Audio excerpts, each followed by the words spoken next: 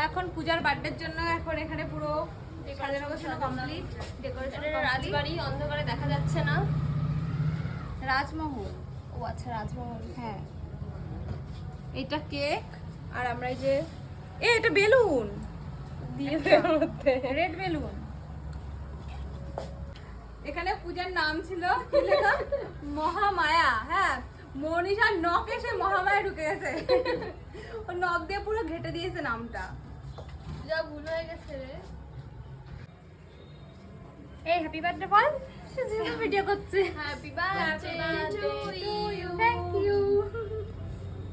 তো আমাদের decoration complete হয়ে গেছিলো, তারপরে এদিকে পূজাও চলে আসলো। আর পূজার বার্থডেটা কিন্তু করা হয়েছিল ওই গোবরডাঙ্গা রাজমহলে। রাজমহলটা কিন্তু খুবই সুন্দর ছিল। কেক কাটা হয়ে যাওয়ার পর কিন্তু পূজাকে আমরা গিফটও দিয়ে দিয়েছিলাম, তো সেটার ভিডিও আর করা হয়নি। তারপর আমরা খেতে চলে আসলাম হইচইতে। আর গোবরডাঙ্গার দিকে আমরা কোথাও আসলে আমরা তো সবসময় এই হইচইতেই খেতে আসি। মনীষা আর আমি এক সাইডে বসেছিলাম আর পূজা একা অন্য সাইডে বসেছিল, তো এটা নিয়েই কথাবার্তা চলছিল। এর মধ্যে চলে আসলো আমাদের ফিশ ফ্রাই আর এরপরে আসবে বিরিয়ানি। তো আমার এই ভিডিওটা এই পর্যন্তই, দেখা হবে পরের একটা ভিডিওতে।